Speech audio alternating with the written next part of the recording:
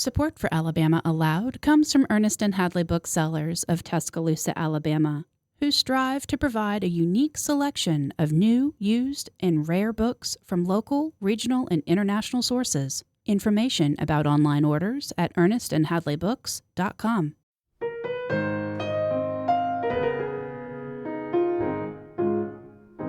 From Troy Public Radio, this is Alabama Aloud. I'm Don Noble. Alabama Aloud is the only podcast where you can hear Alabama stories read in their entirety. Today, I'll be reading Under the Bridge by Anthony Grooms.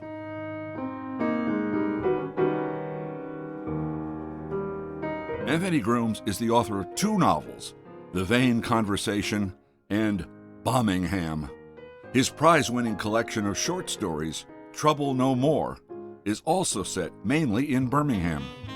Grooms is recently retired from a career of teaching writing and literature at Kennesaw State. This story, Under the Bridge, is set in Atlanta.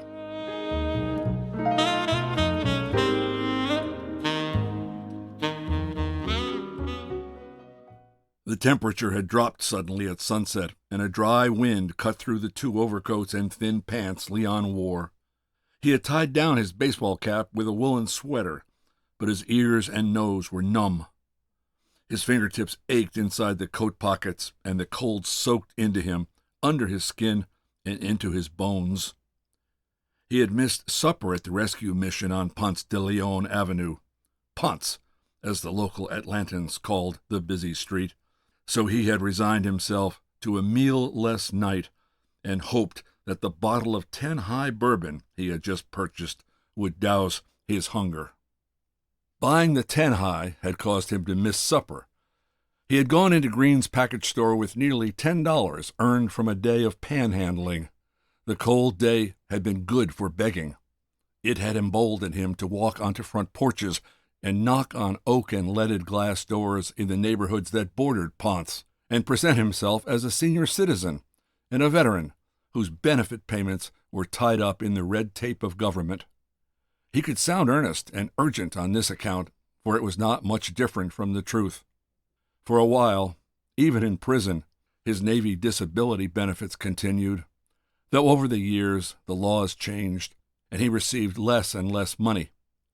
Upon his release from prison, he had enough saved that he could afford to rent a room and feed himself for 6 months. But now he had no address, and so no bank account, no way to receive the payments. He had spent the summer on the streets, and though he battled mosquitoes, rats, stray dogs, and curious stares from children, he hadn't found the life completely disagreeable.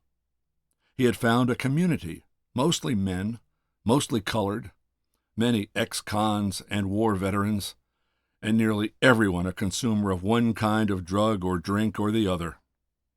He had learned to ask for only small, specific amounts of money. That day, it had been $7.50 to buy a room for just one night at the Lutheran shelter. It took him only a short while to realize that he could say the name of any shelter, or even make up a name, for those residents who dared open their doors had little knowledge of the boom town of the homeless that thrived just behind the screen of trimmed hedges and iron fences. Usually, he would be granted $1, but sometimes, especially on rainy or rare frigid days, he might receive the whole amount. By 6 o'clock, he had raised more than $9.50, and he went to Green's to see what he could afford. He wanted Southern comfort. He loved its sweetness. Considering the difficulty of his life, he felt he deserved sweetness. Why not in my last days? He thought. Shouldn't I have sweetness in my mouth? But he could only afford a pint of Southern comfort, or a fifth of 10 High.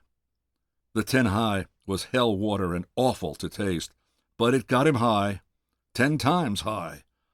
And after deliberating between the sweetness he deserved and the high he wanted, he chose the 10 High. Still, he came up short, and the clerk, a pudgy, middle-aged colored woman, rolled her eyes at him and sighed. He was about to take the bottle back to the shelf and choose something else when a young white man behind him slapped $1 on top of his pile of change. "There you go, Pops," the young man said. "Enjoy your evening, but be careful in this cold. Liquor will rob you of your warmth." Leon thanked the man, nodding more than speaking to him. The man looked smooth and fresh and manifested a glow of confidence. Just outside the door, he opened the 10 high and gulped down several mouthfuls. He looked behind him through the plate glass of the storefront to see the young man and the clerk laughing, the clerk pinching her nose and waving the air in front of her. He walked along a cycling path that ran from Ponce, past Jimmy Carter's Center, to Martin Luther King's Center. Carter's Center was set back in a pine woods, and passing it he glimpsed the circular concrete buildings through the drooping frozen branches. He loved woods. He had grown up in them. The pines looked inviting, and he thought for a moment it might be a place to spend the night. In a light breeze, the trees would sway above, and the sound of the breeze in the needles would rush like waves along a beach. He remembered Carter favorably, though he hadn't voted for him. He hadn't voted for anyone. He recalled that Carter was the first Georgian to become president, but he had never set foot on the campus of the center. It was too cold to do so today. Besides, there were guards. A quarter mile past the center, the trees opened up, and he could see the silver towers of the Midtown Business District. How many people worked and lived in the towers, he couldn't imagine. Many thousands, he thought. And on the parkway, adjacent to the path, was a stream of headlights and taillights, each car with a driver, hundreds of them. Along the path were apartment buildings with windows aglow. He imagined that there must be many thousands of people in the buildings, and yet, on the path, he was alone, plodding slowly with his bad foot. He was in a world apart from the world of fast cars and warm buildings. Soon he came to an ice canopy, built to shelter path and parkway from ice falling from a television tower. The columns of the canopy and the guy wires of the tower were wrapped in tangles of dormant kudzu vines which had wound up from a ravine. The ravine looked like a great wicker nest, and for a flash, Leon thought he might crawl over into it and sleep. His toes ached badly, and he stopped under the canopy, hoping for shelter from the wind. But the wind tunneled through the long canopy more fiercely than it had blown when he was in the open. Another quarter mile, he came to his home for that night in the girders of the Highland Avenue Bridge. The bridge crossed the parkway at an angle, and the girders ran close to the ground for about 100 feet, creating a cavernous space under the roadbed, which the girders divided into 2 large chambers. The chambers were accessible from the path, except that the designers of the bridge, apparently realizing the attractiveness of the spaces as habitat, had fenced them off with a sturdy chain link, which long ago had been bent open to allow people to climb up the fence and crawl over the top. In the summer, the concrete vaults were cool, a dank retreat from the sun. But in winter, though sanctuaries from the wind, they held onto the cold. Leon saw the flicker of a flame coming from deep under the bridge. Carefully, slipping his dead foot inside the links, he climbed and shimmied over the fence. He could not stand fully for the low ceiling as he made a passage around broken glass and discarded cans to the back of the chamber. The flame came from behind a teepee made from discarded carpet and corrugated boxes. Smoke vented from the teepee and collected between the girders. Leon called out tentatively and took the 10 high from his pocket, ready to share in exchange for warmth. He was greeted with more of a grunt than a welcome, but the colored man who looked out of the teepee waved him underneath and gestured for him to sit down next to the fire. Leon set the bottle of 10 high in front of him and held his hand over the small flame burning bits of trash. It was more smoke than fire. His fingers ached sharply, and he pulled his hands back and tucked them under his arms. "Don't warm up too fast," the colored man said, the vapor of his breath mixing with the smoke. In the firelight, his sharp cheekbones were exaggerated, and his face, patched with mats of lint-colored beard, looked devilish. He was swaddled in dirty blankets, and, like Leon, wore a baseball hat, tied to his head with old clothing. "When they freeze, it hurts twice as bad to thaw them. Do it slow." The man nodded at the bottle, and Leon grasped it around the neck with his stiff fingers and handed it to him. The man drank and handed it back. "Rot gut. Good old rot gut. Not supposed to drink when it's cold like this. Say, it'll make you lose heat." They passed the bottle back and forth for a few minutes, each swigging deeply, grimacing as they swallowed. In a few minutes, Leon began to shiver, and the man handed him one of the torn blankets. Following the man's instructions, he draped the blanket over his head and wrapped it around his torso. His ankles and feet, in torn sneakers, lay unwrapped. He felt warmer. Neither man spoke much, but passed the bottle back and forth and gazed at the paltry flame until the flame became an ember. Then the man tore a flap from the cardboard box that was a part of their shelter and rekindled the fire. He grumbled as he worked, and Leon followed bits of the man's speech as he drifted in and out of a pleasant sleepiness. The man considered which was best, that they should burn all the cardboard to make a big fire, or hold it close to their bodies to keep warm. After a few minutes, Leon realized the man was not simply speculating, but asking his opinion. I don't know," Leon said. "I don't care. I thought this was going to be a good place here. I have spent many a cold night under bridges, but man, I never seen it cold like this." "Kodiak," Leon said, remembering one of the ports of call from his Navy days. He smiled. Eskimo girls, all dressed in fur. He had dated one of the Indian girls. Her name was Kali, or something like that. She was plump and warm to lay against. She had wanted them to marry and for him to take a job at the base, which was being converted to a Coast Guard station. I would be sitting by a warm stove now, he thought, with a fat, brown grandbaby in my lap. After a moment, the man said, "I ain't no Eskimo." He pulled down more of the cardboard, slowly tore it into strips, and fed it to the flame. But now they were more exposed to the open, and he suggested that they move closer together. They would have to share the blankets and pull a stiff piece of carpet over them like a lean-to. Stiffly, Leon moved. His joints ached, and he complained.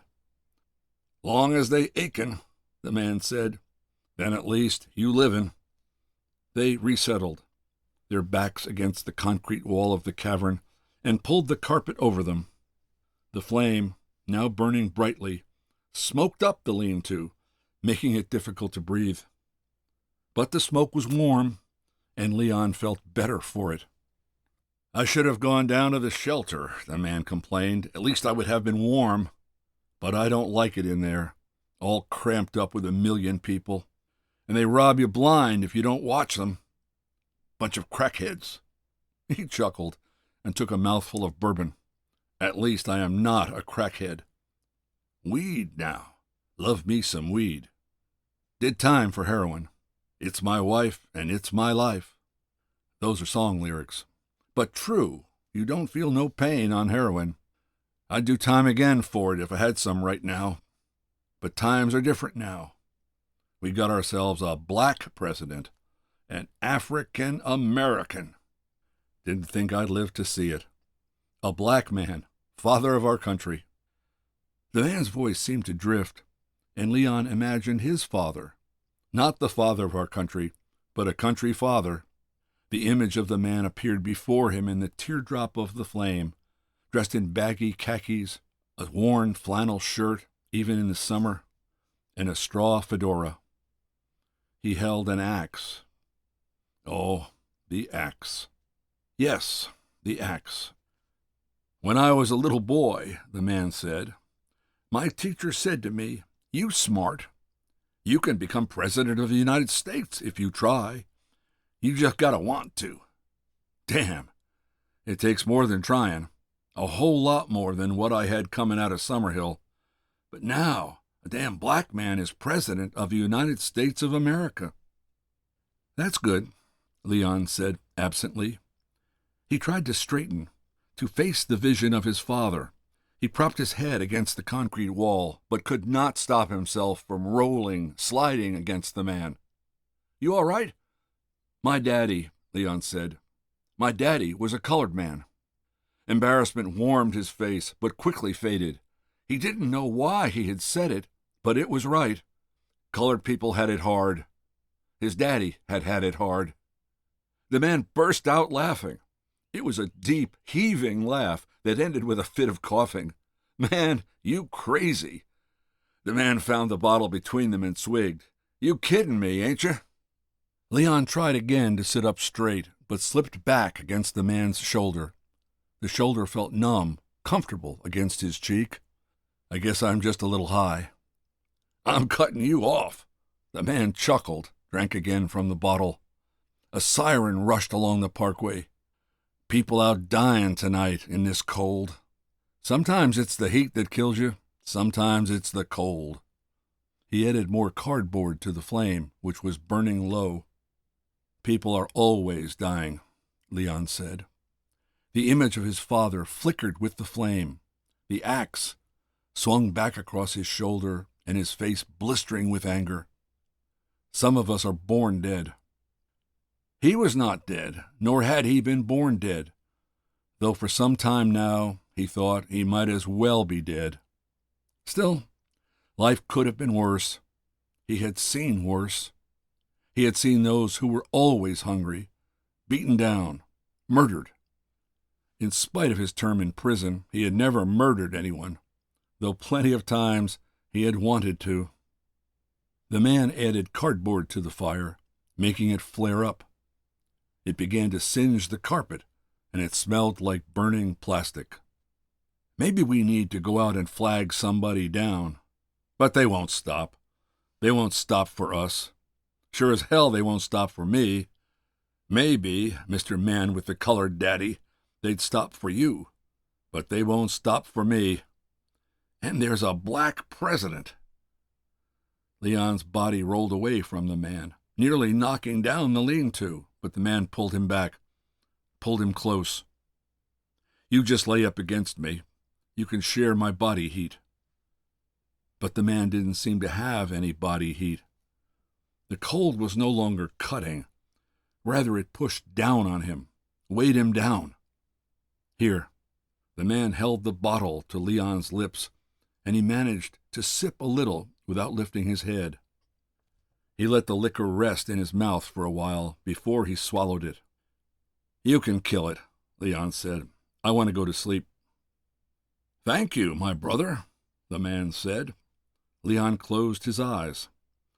He heard the man guzzling the liquor and talking to himself. Some of the things the man talked about sounded familiar, of warm dinners and warm beds. Some things were odd and unfamiliar. He drink whiskey. Pancho drink the wine. I know you're working for the CIA.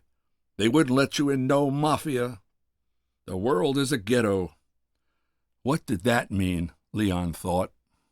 The world was... He tried to imagine what the world really was. It was so many things. A prison, a shipboard galley, a gravel beach in Alaska, a forest in the Piedmont. He had been to all of those places in the world. Did he regret any of it? Yes, some of it. Many things. But there were many good things, too. He wished suddenly that he had had a wife and children, those fat, brown, grand babies. He had long forgotten what he and his father had argued about that day. Something. Maybe about work or money. About work, about splitting the wood. His father had wanted his help to split the oak blocks. His father had a strong swing, and the axe struck upon the block with a loud chop and a splinter, releasing the sour smell of sap.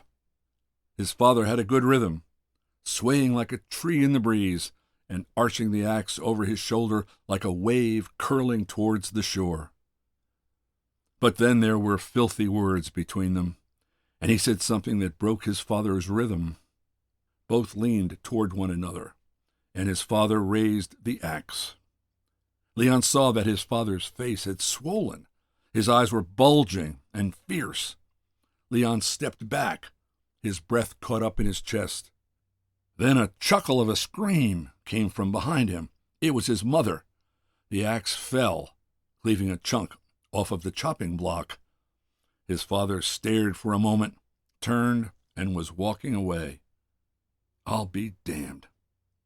Leon grabbed the axe handle by the knob and, cleanly making his own rhythm, swung it behind him, butt leading, and backward over his shoulder and let it go.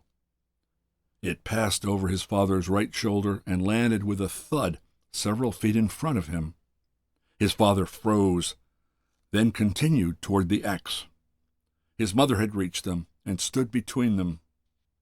The following day, his mother signed consent papers, and he joined the Navy.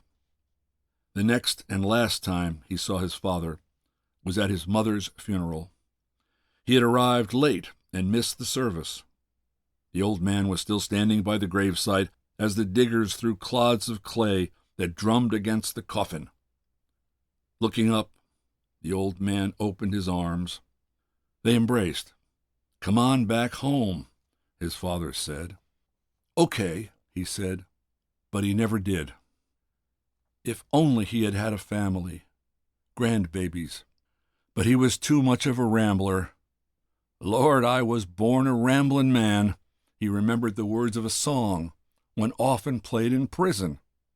"Trying to make a living and doing the best I can." That was it. He was doing the best he could. What else could he do? The world was so big, and he was so little in it. What else could be expected of him? He was, as the song said, just rolling down Highway 41. Then, for a while, he thought of nothing. He was sure he hadn't slept. He hadn't been aware of thinking or dreaming. It was dark. The fire was cold. The man whose body he was cuddled against breathed shallowly. He closed his eyes, pushed himself closer to the man, drawing his stiff limbs together into a ball. Gradually, he began to feel warm, and when he opened his eyes again, bright dabbles of light cascaded around him. He was in the forest he loved, in a rivulet of sparkles.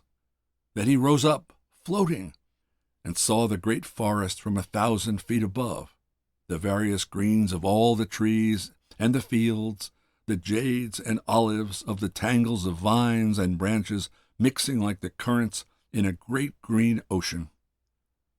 When he awoke, he was face to face with the man. The man's eyes were open, but he stared at nothing. It was hard to look at the dead man, especially with his lips twisted and crusted with froth. Poor colored son of a gun. Leon looked away and slowly sat up. Sunlight streaked under the roadbed, forming bars along the abutment. He would try to get breakfast at the rescue mission. Then he would go into the neighborhoods to beg. It would be a cold day again, and the begging would be good.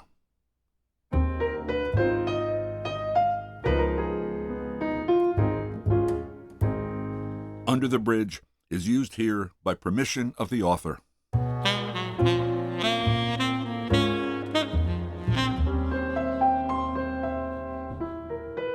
We hope you don't keep Alabama Aloud all to yourself. Subscribe to our podcast and share it with a friend. Better yet, write us a review in the iTunes store. It helps other people find the podcast. Alabama Aloud is a production of Troy Public Radio and produced by Austin Toy and Kyle Gessett.